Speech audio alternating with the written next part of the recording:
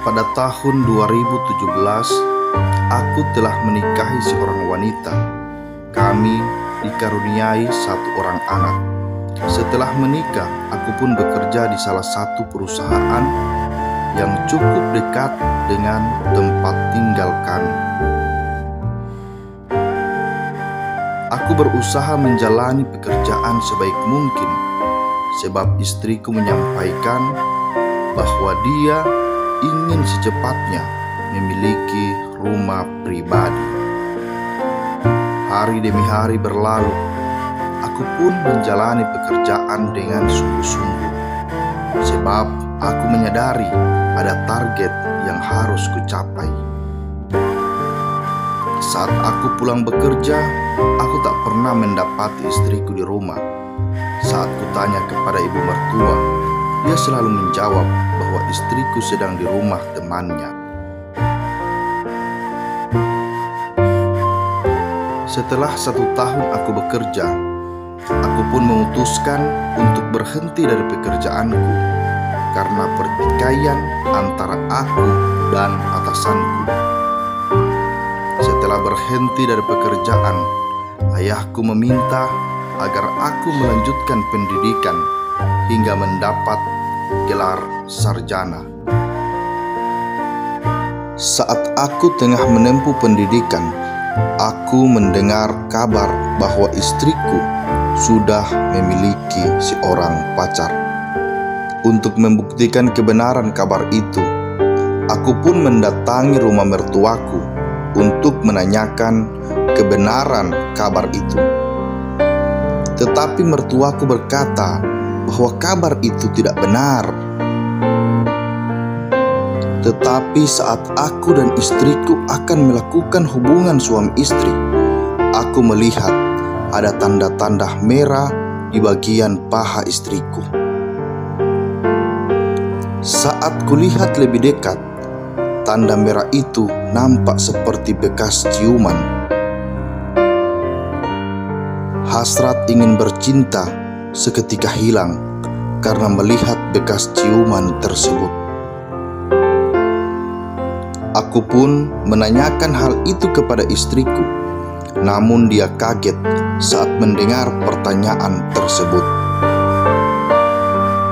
Aku pun memaksa dia untuk berkata jujur, dan saat dia berkata bahwa itu benar bekas ciuman lelaki lain, hatiku merasa sakit, tubuhku terasa lemas, bibirku tak mampu untuk berkata-kata.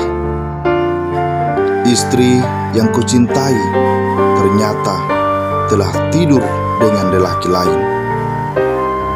Saat kutanyakan nama lelaki itu, istriku terdiam 1000 bahasa. Dia tak mau mengatakan nama pria itu. Tetapi aku memaksanya untuk mengatakan nama pria itu. Dan saat dia menyebut nama pria itu, aku kaget dibuatnya. Ternyata dia adalah sahabatku.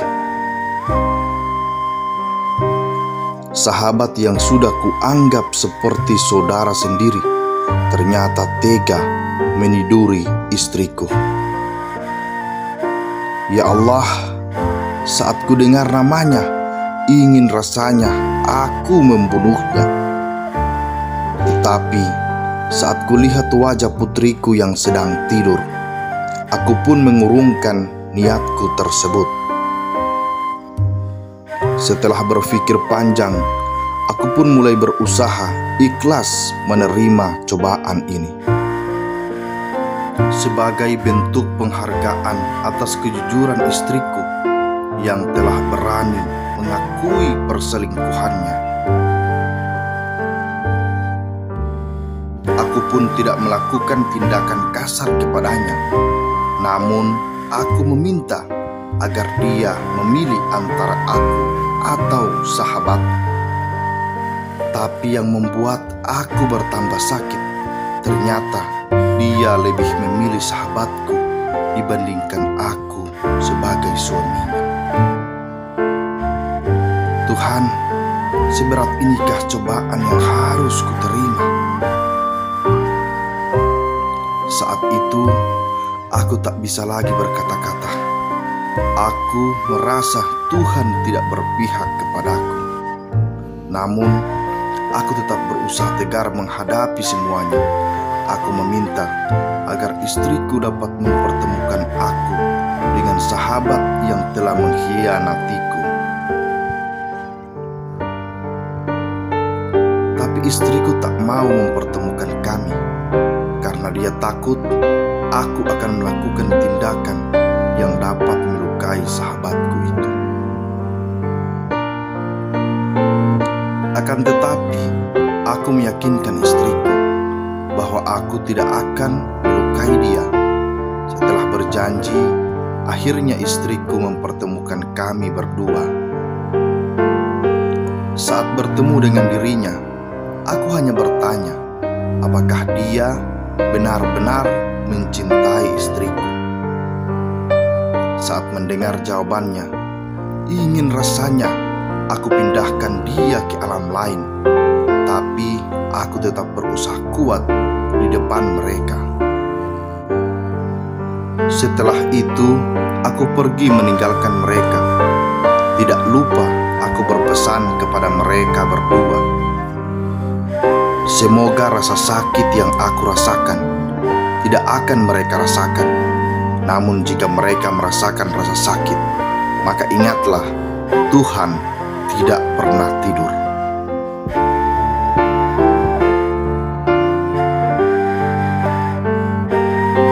Setelah 4 bulan kemudian, aku mendengar kabar bahwa mereka telah melangsungkan pernikahan.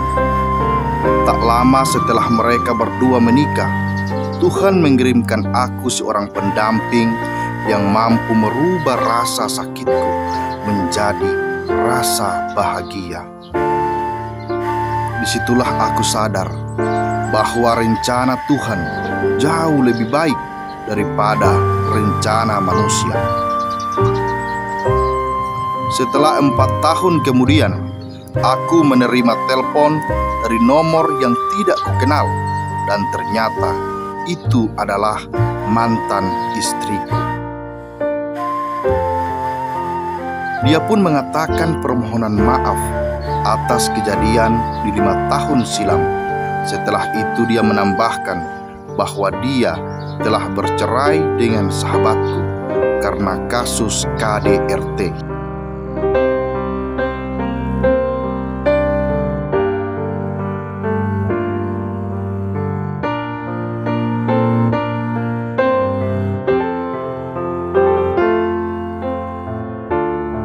Hikmah dalam cerita ini, hargailah ketulusan dengan kesetiaan.